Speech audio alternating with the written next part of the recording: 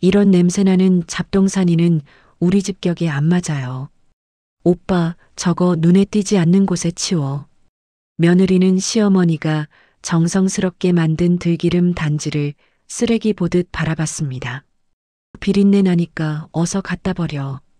그 말을 들은 순간 정숙의 심장이 멎는 것 같았습니다. 하지만 며느리는 몰랐습니다. 자신이 무시한 그 초라한 시어머니가 3천억 원의 주인이라는 사실을. 그리고 며칠 후 며느리의 앞에 나타난 것은 완전히 다른 모습의 시어머니였습니다. 이제부터 시작되는 것은 돈보다 소중한 가치를 일깨워주는 통쾌한 참교육입니다. 오늘의 사연 시작합니다. 챕터 1 거짓골 시어머니의 굴욕. 정숙은 낡은 검정색 외투깃을 올리며 아파트 현관문 앞에 서 있었습니다. 외투는 곳곳이 헤어져 있었고 신발은 뒤꿈치가 닳아 삐걱거렸습니다. 손에는 시골에서 직접 만든 들기름과 고추장이 담긴 낡은 단지를 들고 있었습니다. 정숙이 초인종을 눌렀습니다. 누구세요? 민지의 목소리가 인터폰 너머로 들려왔습니다. 며느라, 나다. 시어머니야. 정숙이 작은 목소리로 말했습니다. 잠시 후 현관문이 열렸습니다. 민지가 나타나자마자 정숙의 차림새를 위아래로 훑어보더니 얼굴을 찌푸렸습니다. 어머니, 갑자기 왜 오셨어요? 연락도 없이. 민지가 냉랭한 목소리로 물었습니다. 정숙을 집 안으로 들이지 않고 현관 밖에 세워둔 채였습니다. 현우 얼굴이 보고 싶어서 이것 좀 가져다 줄까 했어. 정숙이 들기름 단지를 들어 올리며 말했습니다. 민지가 단지를 보더니 코를 찡그렸습니다. 집안에 흙먼지 들어와요. 거기 서 계세요. 민지가 단호하게 말했습니다. 정숙의 얼굴이 순간 굳어졌습니다. 하지만 아무 말하지 않고 현관 밖에 그대로 서 있었습니다. 여보, 누구야? 안쪽에서 현우의 목소리가 들렸습니다. 몰라, 갑자기 오셨어. 민지가 짜증스럽게 대답했습니다. 현우가 급하게 현관으로 나왔습니다. 어머니, 어떻게 오셨어요? 들어오세요. 현우가 어머니의 팔을 부축하려 했습니다. 민지가 현우의 팔을 잡고 거실 쪽으로 끌어당겼습니다. 이렇게 갑자기 오시면 우리 주말 스케줄이 엉망이 되잖아요. 민지가 들으라는 듯이 현우에게 큰 소리로 말했습니다. 정숙은 그 말을 듣고 가슴이 철렁했습니다. 아들아, 잠깐만 얼굴 보고 갈게. 이거 가져다 주려고.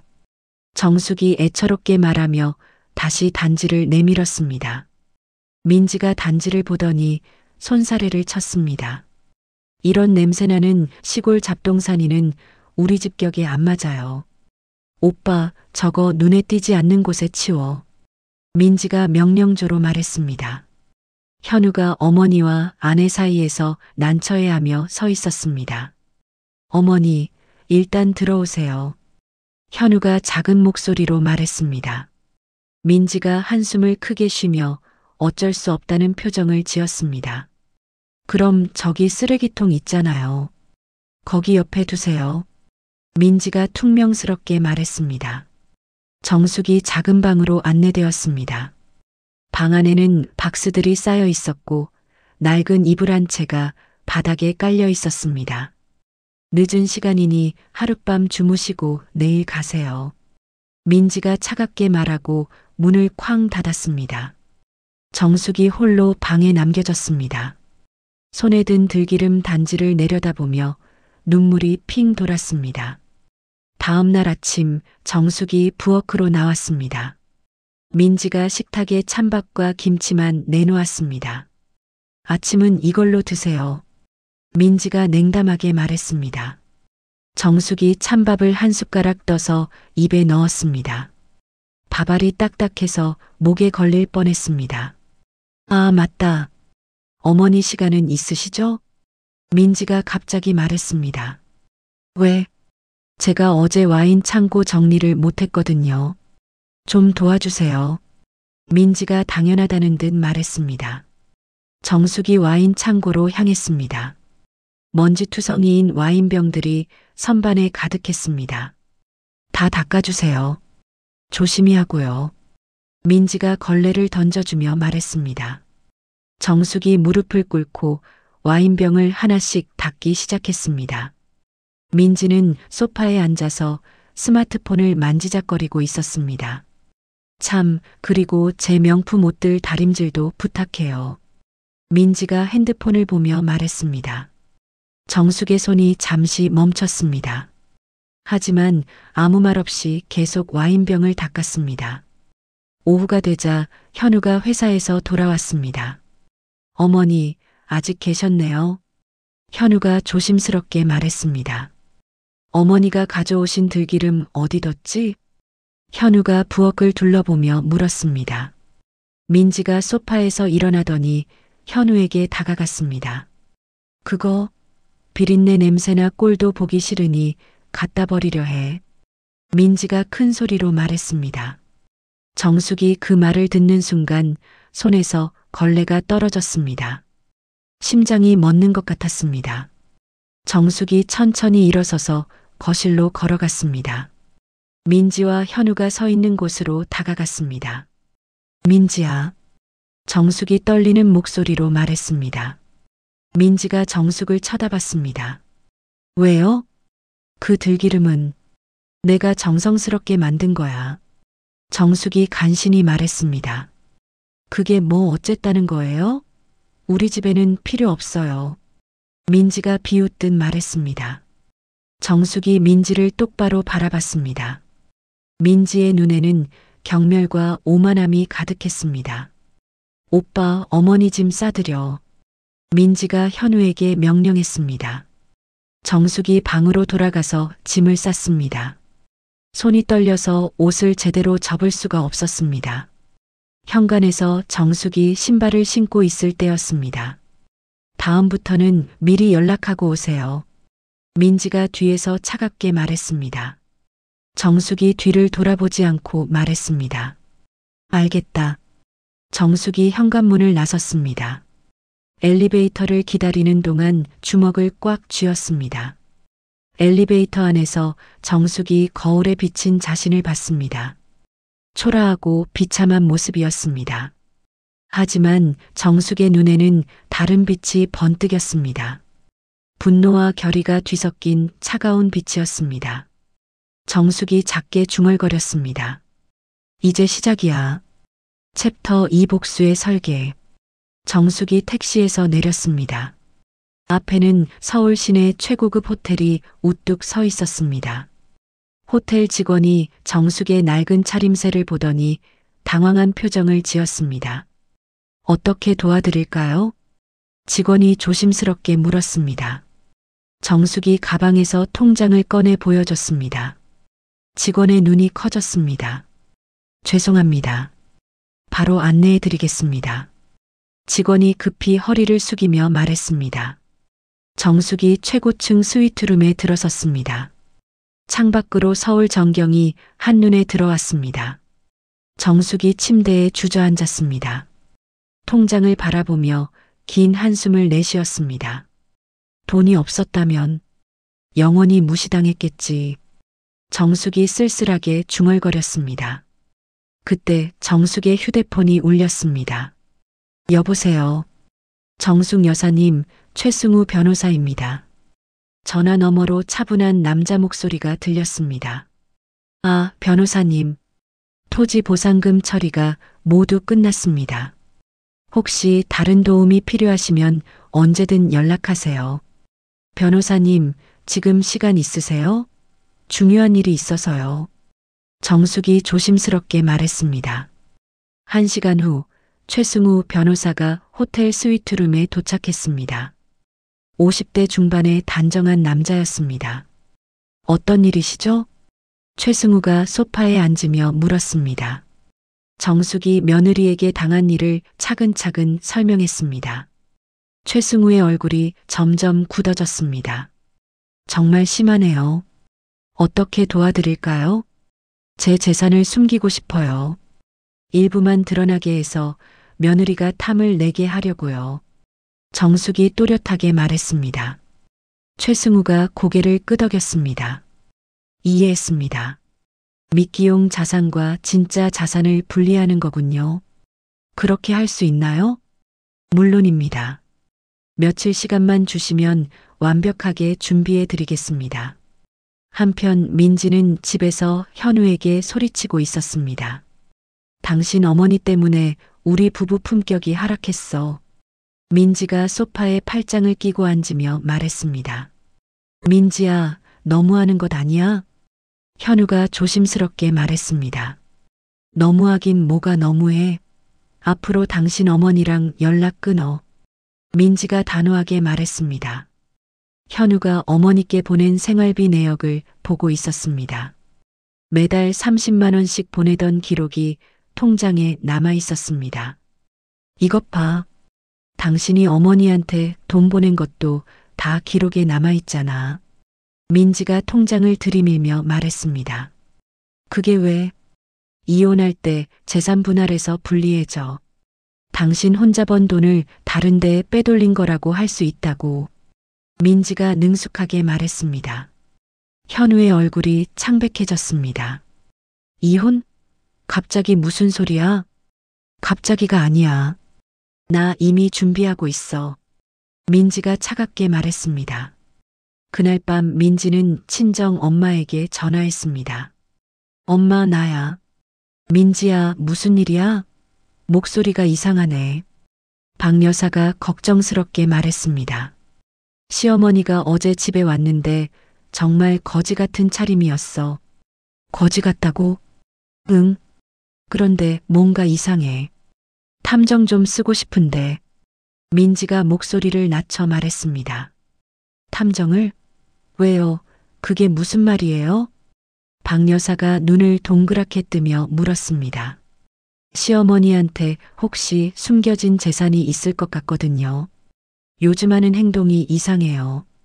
민지가 주변을 살피며 조심스레 말했습니다. 박 여사가 커피잔을 내려놓으며 잠시 생각하다가 고개를 끄덕였습니다. 그래요? 그럴 수도 있겠네요. 그럼 한번 알아보죠.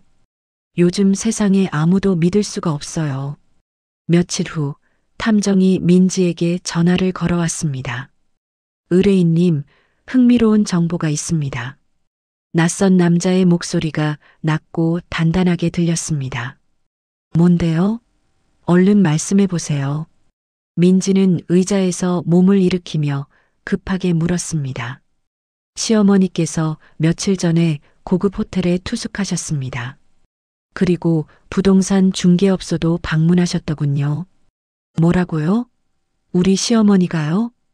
민지의 목소리가 한 옥타브 올라갔습니다. 확실한 정보입니다. 호텔 예약 내역과 중개업소 직원의 증언 모두 일치합니다. 민지는 말문이 막혔습니다. 심장이 두근두근 뛰며 손끝이 저릿해졌습니다. 이게 무슨 일이죠? 분명 가진 게 없다고 했는데. 그녀의 입술이 바짝 말랐습니다. 좋아요. 더 알아봐 주세요. 시어머니가 요즘 어디를 다니는지, 누구를 만나는지 전부요. 하나도 빠짐없이요. 전화를 끄는 민지는 한참 동안 핸드폰을 내려놓지 못했습니다. 그녀의 눈빛은 흔들렸지만 그 속엔 의심과 결심이 동시에 자리 잡고 있었습니다. 정말요? 네. 더 자세히 조사해 볼까요? 당연하죠. 계속 조사해 주세요. 민지가 전화를 끊고 박수를 쳤습니다. 역시 숨겨진 재산이 있었어. 그 순간 현우가 거실로 들어왔습니다. 뭔 소리야? 아무것도 아니야. 민지가 급히 핸드폰을 숨겼습니다. 하지만 현우는 이미 민지의 대화를 들었습니다. 현우가 조용히 자신의 방으로 들어가서 새 휴대폰을 꺼냈습니다. 며칠 전에 어머니가 비밀리에 건네준 것이었습니다. 현우가 어머니에게 문자를 보냈습니다. 어머니, 민지가 탐정을 고용했어요. 어머니 호텔 투숙 기록을 찾아냈대요. 잠시 후 답장이 왔습니다. 알겠다. 계획대로 진행하자. 민지 말과 행동을 계속 기록해라. 현우가 서랍에서 작은 녹음기를 꺼냈습니다. 손이 떨렸지만 녹음 버튼을 눌렀습니다. 정숙이 호텔 창가에 서서 밤 풍경을 바라보고 있었습니다. 최승우 변호사가 가져온 서류들이 책상 위에 놓여 있었습니다. 이제 시작이야, 민지야. 정숙이 차갑게 중얼거렸습니다. 창밖 도시의 불빛들이 정숙의 결연한 표정을 비춰주었습니다. 복수의 첫 번째 단계가 시작되었습니다. 챕터 3 반전의 시작. 며칠 후 오후 민지의 집 현관에서 초인종이 울렸습니다. 민지가 문을 열자 60대 중반의 화려하게 차려입은 여성이 서 있었습니다. 우리 민지. 박 여사가 큰 소리로 말하며 집 안으로 들어왔습니다. 엄마, 갑자기 왜 와? 민지가 놀라며 물었습니다. 시어머니 일 때문에 왔지. 어디 있어? 박 여사가 집 안을 둘러보며 말했습니다. 시골로 돌아가셨어. 그래, 다행이네. 박 여사가 안도하며 소파에 앉았습니다. 그때 창밖으로 정숙이 짐을 들고 나오는 모습이 보였습니다. 박 여사가 창문 쪽으로 다가가더니 정숙을 내려다봤습니다. 저게 내 시어머니야? 박 여사가 정숙의 남루한 행색을 보며 물었습니다. 네. 어머, 꼴이 그게 뭐야? 정말 거지 같네. 박 여사가 비웃으며 말했습니다. 박 여사가 급히 아래층으로 내려갔습니다. 정숙이 아파트 입구에서 택시를 기다리고 있었습니다. 어머님, 박 여사가 큰 소리로 불렀습니다. 정숙이 뒤를 돌아봤습니다. 누구세요? 민지 어머니 박 여사예요. 인사 한번 드리려고요. 박 여사가 가짜 미소를 지으며 다가왔습니다. 정숙이 조용히 고개를 숙였습니다. 안녕하세요. 박 여사가 정숙의 차림새를 위아래로 훑어봤습니다. 우리 민지 앞길 막지 말고 시골에서 조용히 사세요. 박 여사가 냉정하게 말했습니다. 정숙이 박 여사의 얼굴을 똑바로 바라봤습니다. 박 여사의 오만한 표정이 정숙의 기억 속에 깊이 새겨졌습니다. 알겠습니다. 정숙이 담담하게 대답했습니다. 택시가 도착했습니다. 정숙이 택시에 오르기 전에 마지막으로 박 여사를 바라봤습니다. 좋은 하루 되세요. 정숙이 의미심장하게 말하고 택시에 탔습니다. 택시가 떠나자 박 여사가 민지에게 전화했습니다. 민지야, 시어머니 봤는데 정말 볼품없더라. 그쵸? 부끄러워 죽을 뻔했어요. 그런데 탐정 조사는 어떻게 됐어? 더 자세한 정보가 나왔어요. 시어머니가 고가 부동산 상담도 받았다더라고요. 민지가 흥분하며 말했습니다. 뭐? 정말? 네. 분명히 숨겨진 돈이 있을 거예요. 그 순간 현우가 회사에서 돌아왔습니다. 거실에서 민지와 박 여사가 대화하는 소리가 들렸습니다. 이혼 준비는 어떻게 할 거야? 박 여사가 목소리를 낮춰 말했습니다. 재산 분할이 목표니까 증거를 더 모아야죠. 민지가 대답했습니다. 현우가 조용히 녹음기를 켰습니다. 가슴이 두근거렸지만 참고 견뎠습니다. 현우 회사 서류도 복사해둘까? 박 여사가 속삭이듯 말했습니다. 좋은 생각이에요. 나중에 재산 은닉했다고 할 수 있잖아요. 민지가 동의했습니다. 현우의 얼굴이 창백해졌습니다. 아내가 이렇게까지 악독한 줄 몰랐습니다. 현우가 조심스럽게 자신의 방으로 들어갔습니다. 어머니에게 급히 문자를 보냈습니다. 어머니, 민지가 제 회사 서류까지 복사하려고 해요. 재산 은닉 증거라면서. 답장이 빨리 왔습니다. 모든 대화를 녹음해라. 이제 마지막 단계야. 한편 정숙은 최승우 변호사 사무실에 앉아 있었습니다. 미끼 자산 준비가 끝났습니다. 최승우가 서류를 내밀며 말했습니다. 탐정이 이 정보들을 찾게 될 거예요. 펜트하우스 계약서, 고급 부동산 상담 기록들이죠. 정숙이 서류를 살펴봤습니다. 완벽하네요. 그런데 정숙 여사님, 정말 이렇게 하실 겁니까? 법정에서 맞서는 건 쉽지 않을 텐데요. 최승우가 걱정스럽게 말했습니다. 정숙이 의연하게 고개를 끄덕였습니다. 그 아이들에게 제대로 보여줘야 해요. 돈이 전부가 아니라는 걸. 알겠습니다. 최선을 다해 돕겠습니다. 그날 밤 탐정이 민지에게 전화했습니다. 의뢰인님, 대박 정보입니다. 뭐예요? 민지가 잠에서 깨며 물었습니다. 시어머니께서 강남 펜트하우스를 계약하셨어요. 시세가 50억은 넘을 것 같은데요. 민지가 침대에서 벌떡 일어났습니다. 진짜요? 확실해요? 네. 계약서도 확인했습니다. 좋아요. 더 파보세요. 얼마나 더 있는지. 민지가 흥분해서 말했습니다. 전화를 끄는 민지가 현우를 흔들어 깨웠습니다. 여보, 일어나. 왜 그래? 현우가 졸린 목소리로 물었습니다. 시어머니한테 정말 돈이 있었어. 펜트하우스까지 샀다고. 현우가 놀란 척 연기했습니다. 뭐? 정말? 이제 이혼 소송 본격적으로 준비할 거야. 재산 분할 제대로 받을 수 있겠어. 민지가 기뻐하며 말했습니다. 현우가 속으로 한숨을 내쉬었습니다. 아내의 탐욕이 이렇게 끔찍한 줄 몰랐습니다. 민지야, 그래도 어머니인데. 어머니가 뭐? 돈 숨기고 우리 바보 만든 게 어머니 할 짓이야? 민지가 화를 내며 말했습니다. 현우가 더 이상 아무 말도 할 수 없었습니다. 어머니의 복수 계획이 완벽하게 진행되고 있었습니다. 정숙이 호텔 창가에 서서 휴대폰을 보고 있었습니다. 현우에게서 온 문자였습니다. 어머니, 민지가 완전히 넘어갔어요.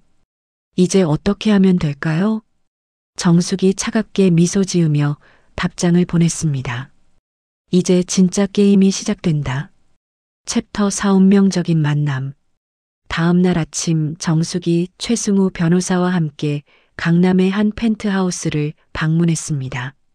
엘리베이터가 최상층에 멈추자 화려한 현관문이 나타났습니다. 여기가 계약하신 곳입니다. 최승우가 카드키로 문을 열며 말했습니다. 정숙이 집 안으로 들어서자 입이 벌어졌습니다.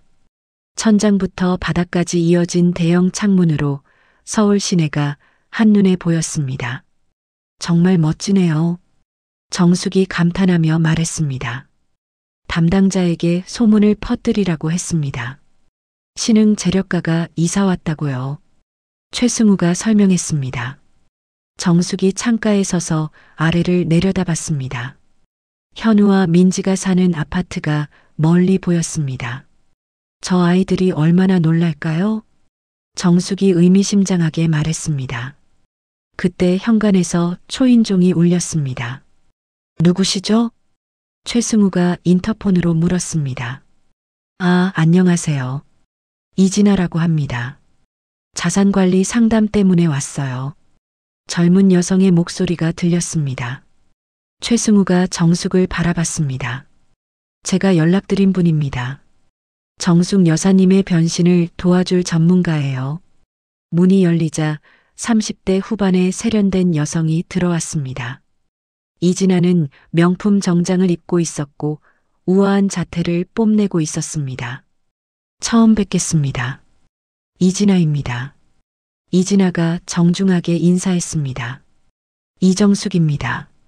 정숙이 어색하게 대답했습니다. 이진아가 정숙의 차림새를 살펴봤습니다.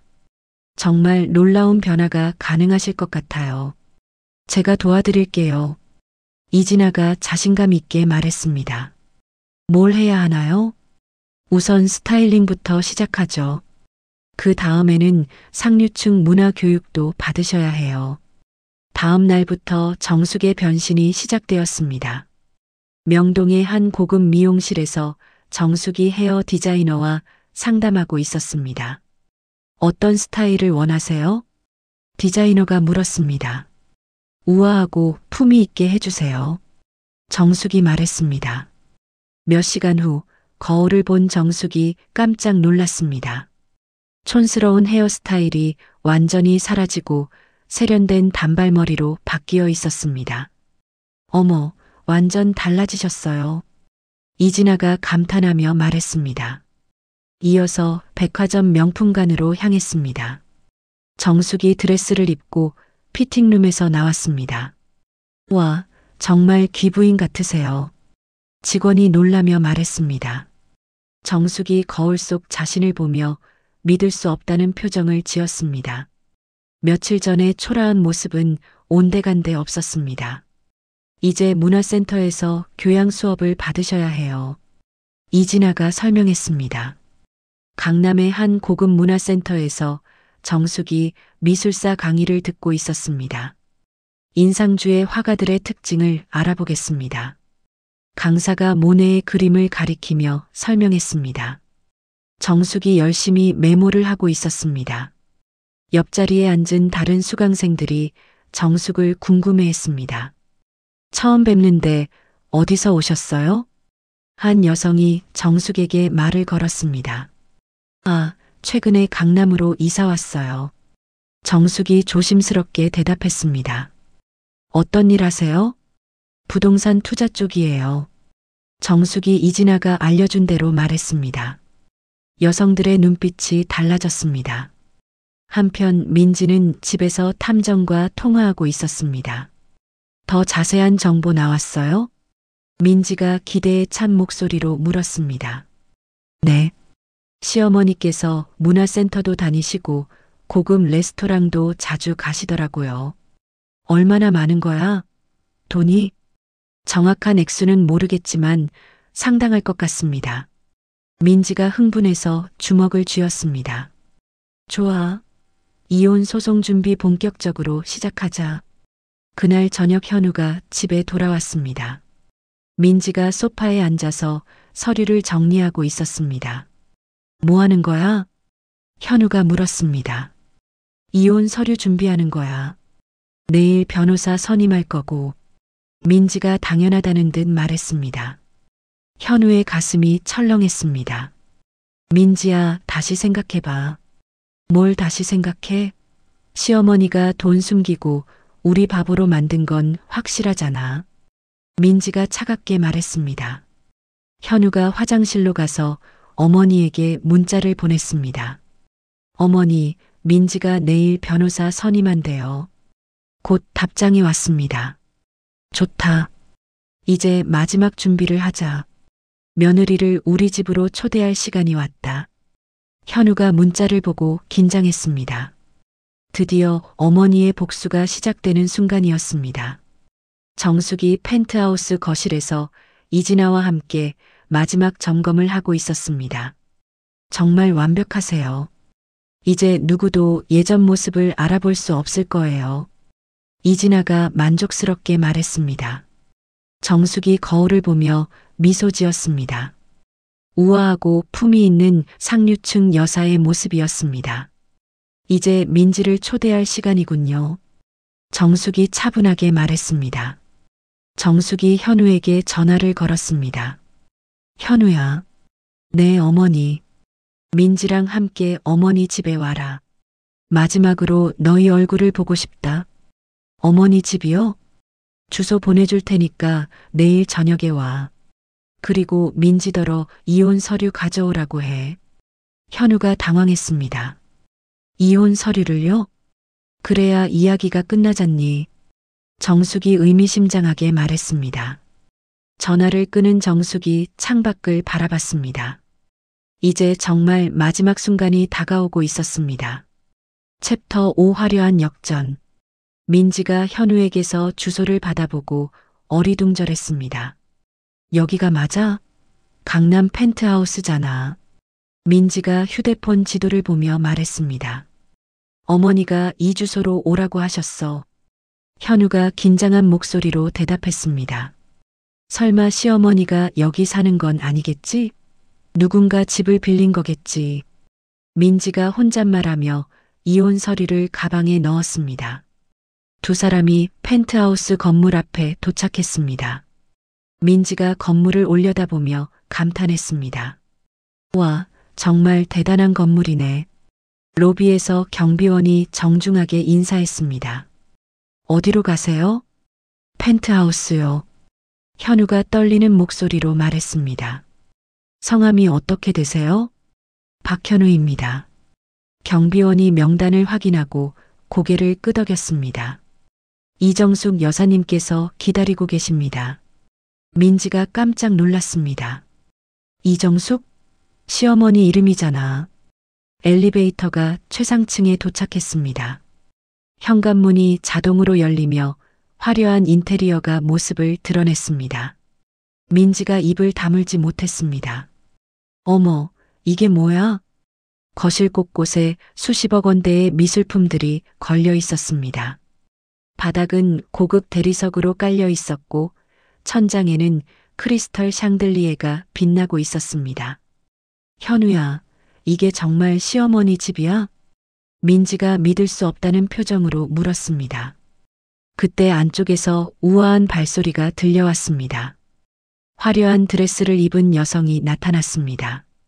민지가 그 여성을 보고 어리둥절했습니다. 누구세요? 여성이 민지를 향해 천천히 걸어왔습니다. 세련된 헤어스타일과 명품 액세서리로 치장한 모습이었습니다. 내 시어머니, 민지야. 정숙이 차분하게 말했습니다. 민지의 얼굴이 순간 하얗게 변했습니다. 시어머니세요? 민지가 더듬거리며 물었습니다. 그래. 정숙이 단호하게 대답했습니다. 민지가 뒤로 한 발자국 물러섰습니다. 며칠 전 보았던 초라한 시어머니와는 완전히 다른 모습이었습니다. 현우가 어머니에게 이혼 서류를 건넸습니다. 어머니, 이거. 정숙이 서류를 받아보며 냉소적으로 미소 지었습니다. 3천억에 대한 재산 분할 청구가 목적인 줄 안다. 민지가 깜짝 놀라며 뒤로 물러섰습니다. 어떻게 그걸? 내가 탐정 고용해서 내 재산 캔 거 다 알고 있어. 정숙이 냉정하게 말했습니다. 민지의 다리가 후들거렸습니다. 정숙이 거실 한쪽으로 걸어가서 버튼을 눌렀습니다. 집사님, 명품 옷 다림질 부탁드려요. 곧 정장을 입은 집사가 나타나서 정중하게 인사했습니다. 알겠습니다, 여사님. 민지가 그 광경을 보고 더욱 당황했습니다. 자신이 시어머니에게 시켰던 일을 그대로 보는 것 같았습니다. 민지야, 기억나지? 정숙이 민지를 바라보며 말했습니다. 내가 나한테 명품 옷 다림질하라고 했을 때 말이야. 민지가 얼굴이 붉어지며 고개를 숙였습니다. 정숙이 테이블 위에 있던 작은 단지를 들어 올렸습니다. 이것도 기억나지? 내가 쓰레기 취급하라고 했던 들기름. 민지가 그 단지를 보고 눈물이 핑 돌았습니다. 어머니, 내가 나를 거지 취급하며 쫓아냈을 때 내가 걷어차버린 게 바로 이 3천억 원짜리 보석 상자였어. 정숙이 차갑게 일갈했습니다. 민지가 무릎을 꿇으며 눈물을 흘렸습니다. 죄송해요, 어머니. 정말 몰랐어요. 몰랐다고? 내가 한 일을 하나씩 말해볼까? 정숙이 서류를 펼쳐 보였습니다. 탐정 고용한 것, 현우 회사 서류 복사하려던 것, 내 재산 노리고 이혼 계획 세운 것. 민지가 더욱 큰 소리로 울기 시작했습니다. 어머니, 용서해 주세요. 제가 잘못했어요. 정숙이 민지를 내려다보며 말했습니다. 이곳은 내가 탐했던 나의 진짜 집이야. 그리고 너의 오만을 단죄할 법정이기도 하고. 현우가 어머니와 아내를 번갈아 바라봤습니다. 어머니의 변신과 계획에 감탄하면서도 아내의 처절한 모습에 마음이 아팠습니다. 정숙이 창가로 걸어가서 서울 야경을 바라봤습니다. 민지야, 내게 마지막으로 묻겠다. 네. 민지가 눈물을 닦으며 대답했습니다. 돈이 없었다면 나를 진짜 어머니로 여겼을까? 민지가 대답하지 못하고 고개를 숙였습니다. 정숙이 이혼 서류를 민지에게 던졌습니다. 법정에서 보자. 정숙의 목소리에는 더 이상 온정이 없었습니다.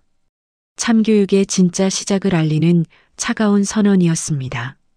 민지가 서류를 들고 절망적인 울음을 터뜨렸습니다. 화려한 펜트하우스 안에서 그녀의 절규만이 울려 퍼졌습니다. 챕터 6 몰락의 전주곡. 이혼 소송 첫 번째 조정 기일이 잡혔습니다. 민지가 창백한 얼굴로 법원 복도를 걸어가고 있었습니다. 변호사님, 정말 이길 수 있을까요? 민지가 자신의 변호사에게 불안하게 물었습니다. 걱정하지 마세요. 재산 분할은 당연한 권리예요. 변호사가 자신 있게 대답했습니다. 하지만 조정실에 들어선 순간 민지의 얼굴이 굳어졌습니다. 정숙이 최승우 변호사와 함께 당당하게 앉아 있었습니다. 조정위원이 서류를 살펴보며 말했습니다. 오늘은 양측의 입장을 들어보겠습니다. 민지의 변호사가 일어서며 말했습니다. 신청인 김민지는 남편 현우 씨의 모친이 재산을 은닉한 사실을 알게 되었습니다. 최승우 변호사가 차분하게 반박했습니다. 재산 은닉이 아닙니다. 정당한 토지 보상금을 받은 것뿐입니다. 그때 최승우가 녹음기를 꺼냈습니다. 그리고 이것은 신청인이 재산을 노리고 이혼을 계획했다는 증거입니다. 녹음기에서 민지의 목소리가 흘러나왔습니다. 시어머니한테 정말 돈이 있었어. 이제 이혼 소송 본격적으로 준비할 거야. 민지의 얼굴이 하얗게 변했습니다. 조정위원이 심각한 표정으로 민지를 바라봤습니다. 이 녹음이 사실입니까?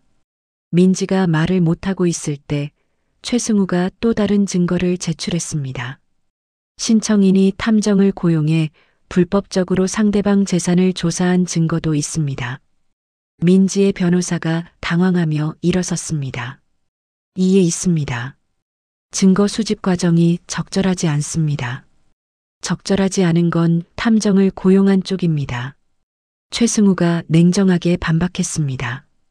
조정이 끝난 후 민지가 복도에서 변호사와 대화하고 있었습니다. 이거 정말 심각해요.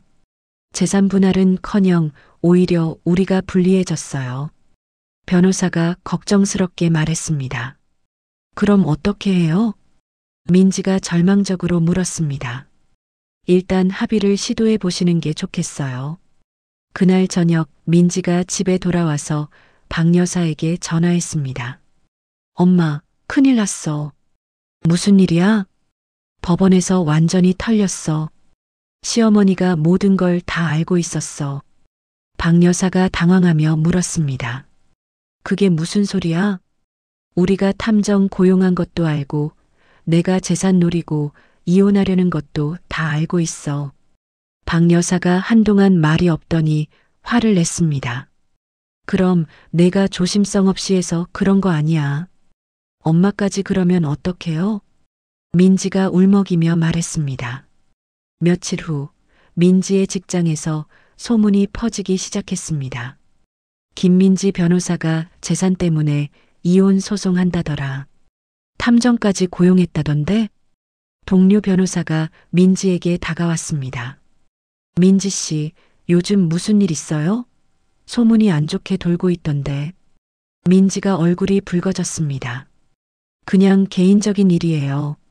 로펌 이미지에도 영향이 갈 것 같은데 조심하세요. 동료가 걱정스럽게 말하고 사라졌습니다. 민지가 혼자 남아서 책상에 머리를 묻었습니다. 모든 것이 무너져 내리는 기분이었습니다. 한편 정숙은 펜트하우스에서 최승우와 회의하고 있었습니다.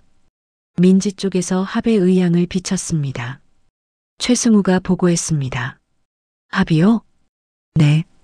재산 분할 포기하는 대신 조용히 이혼하자고 하더군요. 정숙이 고개를 저었습니다. 안 돼요. 끝까지 가야 해요. 하지만 여사님이 원하시는 건 이미 다 이루신 것 같은데요. 아니에요. 진짜 교육은 지금부터예요. 정숙의 눈에 확고한 의지가 담겨 있었습니다. 그날 밤 현우가 어머니를 찾아왔습니다. 어머니, 민지가 많이 후회하고 있어요. 현우가 조심스럽게 말했습니다. 후회한다고 다 해결되나? 정숙이 차갑게 대답했습니다. 그래도 어머니, 너무 혹독한 것 아닐까요? 현우가 걱정스럽게 말했습니다. 정숙이 현우를 바라봤습니다. 현우야, 내가 그때 나를 지켜줬다면 이런 일까지는 안 갔을 거야. 현우가 고개를 숙였습니다. 죄송해요, 어머니. 지금이라도 정신 차리면 돼. 하지만 민지는 끝까지 책임져야 해. 정숙의 목소리에는 흔들림이 없었습니다. 며칠 후 박 여사가 민지 집에 찾아왔습니다. 민지야, 어떻게 된 거야? 시어머니가 정말 그렇게 돈이 많아? 박 여사가 다급하게 물었습니다. 3천억이래. 토지 보상금으로. 민지가 힘없이 대답했습니다. 박 여사가 머리를 쥐어뜯었습니다. 아이고, 그럼 내가 그때 시어머니한테 그런 말을 했구나. 엄마가 뭐라고 했는데요? 시골에서 조용히 살라고. 민지 앞길 막지 말라고. 박 여사가 후회하며 중얼거렸습니다. 민지가 절망적으로 소파에 주저앉았습니다. 이제 어떻게 해요? 직장에서도 소문나고 법정에서도 질 것 같고. 박 여사가 딸을 바라보며 한숨을 내쉬었습니다. 자신들의 탐욕이 불러온 결과였지만 돌이킬 수는 없었습니다. 정숙이 펜트하우스 창가에 서서 밤 풍경을 바라보고 있었습니다. 복수의 두 번째 단계가 순조롭게 진행되고 있었습니다. 이제 진짜 마지막이야. 정숙이 조용히 중얼거렸습니다. 챕터 7 정의의 심판. 이혼 소송 본심 재판 날이 밝았습니다. 법원 앞에 기자들이 몰려들어 있었습니다. 3천억 시어머니 사건 재판이 오늘 열린다더군요. 며느리가 재산 노리고 이혼했다는 그 사건 말이죠. 민지가 변호사와 함께 법원에 도착했습니다. 기자들의 플래시가 터져 나왔습니다. 김민지 변호사님, 한 말씀 해주세요. 민지가 고개를 숙이고 급히 법원 안으로 들어갔습니다. 잠시 후 정숙이 최승우 변호사와 함께 나타났습니다. 우아한 정장을 입고 당당하게 걸어가는 모습이 여왕 같았습니다. 저분이 이정숙 여사님이신가요? 정말 품이 있어 보이시네요. 기자들이 웅성거렸습니다. 법정 안에서 판사가 재판을 시작했습니다. 민사 제2024-1234호 이혼 소송 사건을 시작하겠습니다. 민지의 변호사가 일어서서 말했습니다. 신청인 김민지는 남편의 모친이 재산을 숨기고 속였다고 주장합니다. 최승우 변호사가 차분하게 반박했습니다. 재산을 숨긴 것이 아닙니다. 이정숙 여사는 정당한 토지 보상금을 받았을 뿐입니다. 최승우가 서류를 제출했습니다. 이것은 토지 보상금 지급 확인서입니다. 모든 절차가 합법적이었습니다. 판사가 서류를 살펴봤습니다. 보상금 규모가 상당하군요. 네. 하지만 여사님은 가족의 진심을 확인하고 싶었을 뿐입니다. 최승우가 설명했습니다. 그때 최승우가 녹음기를 재생했습니다. 민지의 목소리가 법정에 울려 퍼졌습니다. 시어머니한테 정말 돈이 있었어. 이제 이혼 소송 본격적으로 준비할 거야. 이혼할 때 재산 분할해서 분리해줘. 당신 혼자 번 돈을 다른 데에 빼돌린 거라고 할 수 있다고. 법정이 술렁거렸습니다. 민지가 고개를 들지 못했습니다. 최승우가 계속해서 증거를 제출했습니다. 신청인은 사설 탐정을 고용해 불법적으로 상대방 재산을 조사했습니다. 또한 남편의 회사 기밀 서류를 복사하려 시도하기도 했습니다. 판사가 심각한 표정으로 민지를 바라봤습니다. 이것이 사실입니까? 민지가 떨리는 목소리로 대답했습니다. 그런 의도는 아니었습니다. 판사가 정숙을 향해 말했습니다. 증인으로 나와서 진술해 주시겠습니까? 정숙이 증인석에 섰습니다. 법정안이 조용해졌습니다.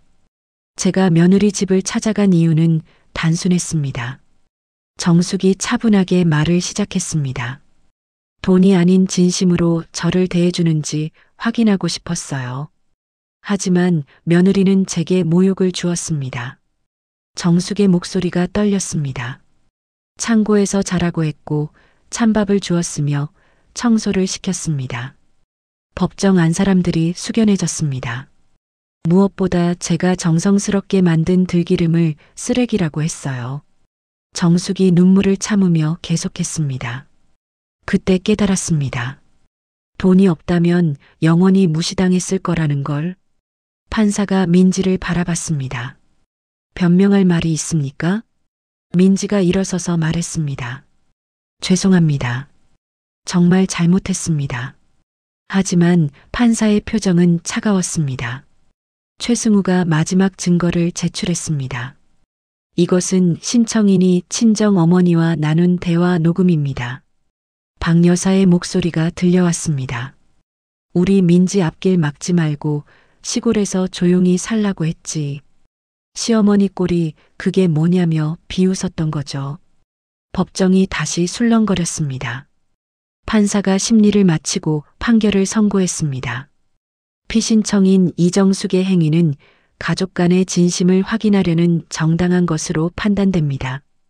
반면 신청인 김민지의 행위는 배우자 간 신뢰를 파괴하고 재산만을 목적으로 한 부당한 이혼 청구로 인정됩니다. 민지의 얼굴이 창백해졌습니다. 따라서 이혼 청구를 기각하며 신청인은 피신청인에게 위자료 5천만 원과 소송 비용을 지급하라고 판결합니다. 민지가 그 자리에서 주저앉을 뻔했습니다. 재판이 끝난 후 민지가 법정 밖으로 뛰쳐나가려 했습니다. 하지만 정숙이 그녀를 붙잡았습니다. 민지야. 민지가 눈물을 흘리며 돌아봤습니다. 돈이 내 삶의 전부가 아니야. 이제라도 깨달아라. 정숙이 차분하게 말했습니다. 그리고 내 재산은 들기름 장학재단으로 사회에 돌려줄 거야. 민지가 더욱 큰 소리로 울기 시작했습니다. 현우가 어머니에게 다가왔습니다. 어머니, 정말 죄송했습니다. 현우가 무릎을 꿇으며 말했습니다.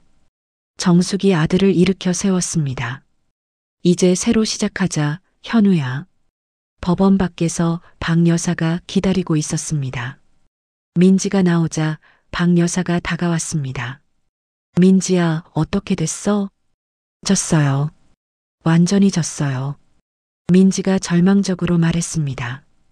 박 여사가 그때서야 자신들의 잘못을 깨달았습니다. 우리가 너무 욕심을 부렸구나. 어머니와 딸이 법원 앞에서 서로를 붙잡고 울었습니다. 그들의 탐욕이 불러온 씁쓸한 결말이었습니다. 정숙이 현우의 손을 잡고 법원을 나왔습니다. 기자들이 몰려들었지만 정숙은 담담했습니다. 가족보다 소중한 건 없습니다. 정숙이 기자들에게 남긴 마지막 말이었습니다. 복수는 끝났지만 진정한 용서와 화해는 이제 시작이었습니다. 챕터 8 새로운 시작. 재판이 끝나고 한 달이 지났습니다.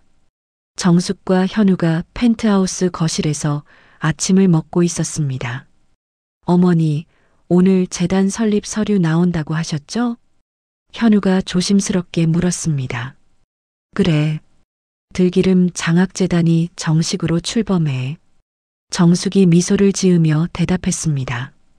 저도 재단 일을 도와드리고 싶어요. 그래. 고마워, 현우야. 현우가 회사를 그만두고 작은 카페를 차렸습니다. 어머니의 재산에 의존하지 않고 자신의 힘으로 살겠다고 다짐했습니다. 한편 민지는 로펌에서 해고되었습니다. 부장 변호사가 민지를 불러서 말했습니다. 김 변호사, 사무실에 악영향을 끼치고 있어요. 죄송합니다. 다시는 이런 일이. 민지가 애원하듯 말했습니다. 이미 늦었어요. 오늘까지만 출근하세요. 민지가 사무실을 정리하며 눈물을 흘렸습니다. 동료들이 냉담한 시선으로 바라봤습니다. 재산 때문에 이혼했다던 그 변호사구나. 탐정까지 고용했다더라. 민지가 소근거리는 소리를 들으며 급히 사무실을 나왔습니다. 민지가 친정집으로 돌아왔습니다. 박 여사가 딸을 반갑게 맞지 못했습니다. 민지야, 이제 어쩌려고? 박 여사가 걱정스럽게 물었습니다. 모르겠어요. 일자리도 없고 돈도 없고. 민지가 소파에 주저앉으며 말했습니다. 박 여사도 사정이 좋지 않았습니다. 사교 모임에서 창피를 당한 이후로 친구들이 연락을 끊었습니다. 박 여사, 시어머니가 3천억짜리였는데 왜 그렇게 했어요? 정말 바보 같은 짓 했네요. 박 여사가 모임에 나갈 면목이 없었습니다. 정숙이 시골에 있는 옛집을 찾아갔습니다.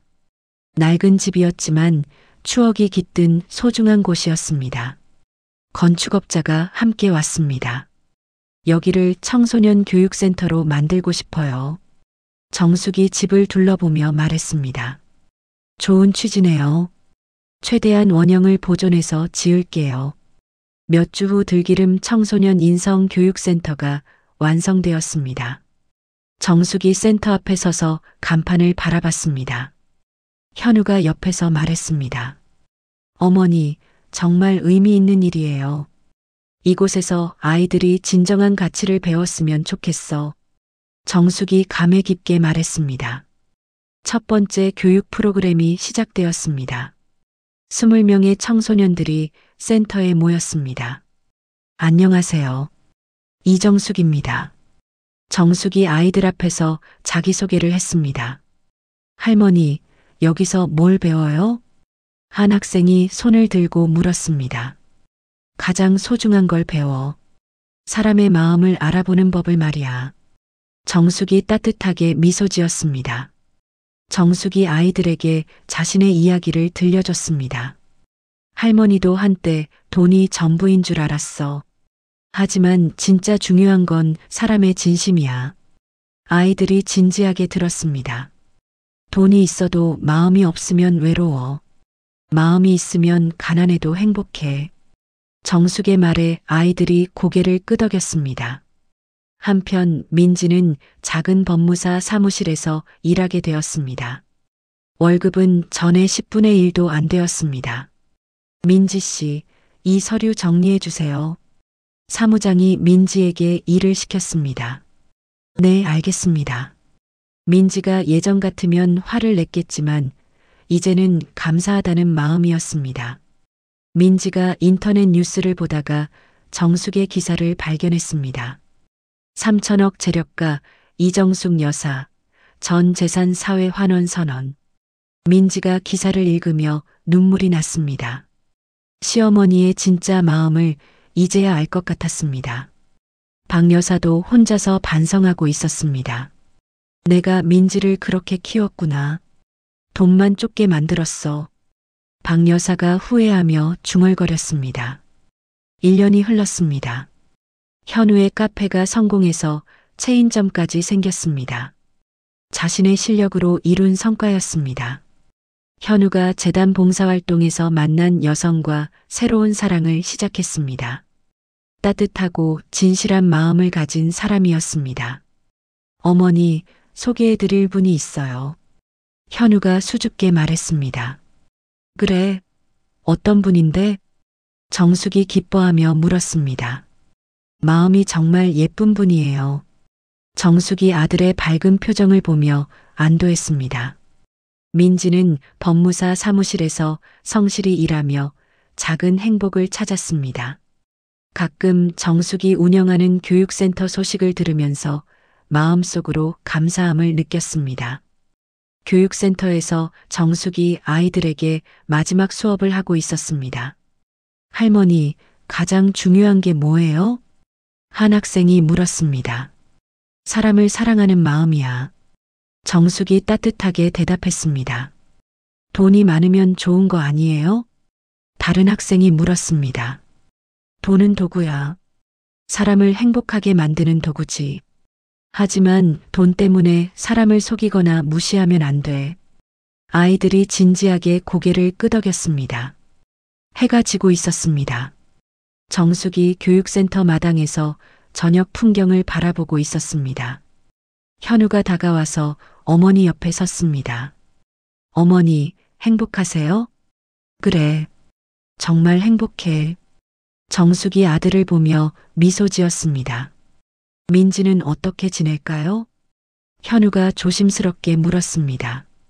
분명히 깨달았을 거야. 진짜 소중한 게 뭔지. 정숙이 멀리 하늘을 바라보며 말했습니다.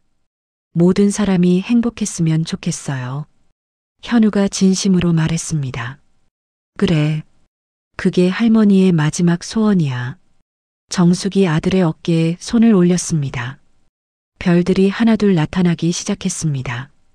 정숙과 현우가 나란히 서서 평화로운 저녁을 맞이했습니다. 돈보다 소중한 것은 사람의 진심이라는 교훈을 남기며 모든 이야기가 따뜻한 마무리를 맞았습니다. 정숙의 이야기는 우리에게 진정으로 소중한 것이 무엇인지 깨닫게 해줍니다. 돈이 많다고 해서 사람의 가치가 결정되는 것은 아닙니다. 오히려 어려운 순간에 보여주는 진심과 배려가 그 사람의 진짜 모습을 드러내죠. 민지는 시어머니의 외모만 보고 판단했지만 정작 중요한 것은 마음이었습니다.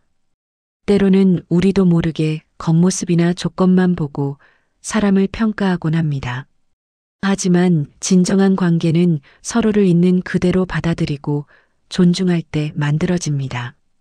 정숙이 마지막에 보여준 용서와 사회 환원의 모습처럼 진짜 부자는 물질이 아닌 마음의 풍요로움을 나누는 사람일 것입니다. 가족 간의 사랑과 신뢰가 그 어떤 재산보다 값진 보물이라는 교훈을 잊지 말았으면 좋겠습니다. 이야기를 끝까지 들어주신 분이 계시다면 잘 들었다고 댓글 하나만 남겨주세요. 감사합니다.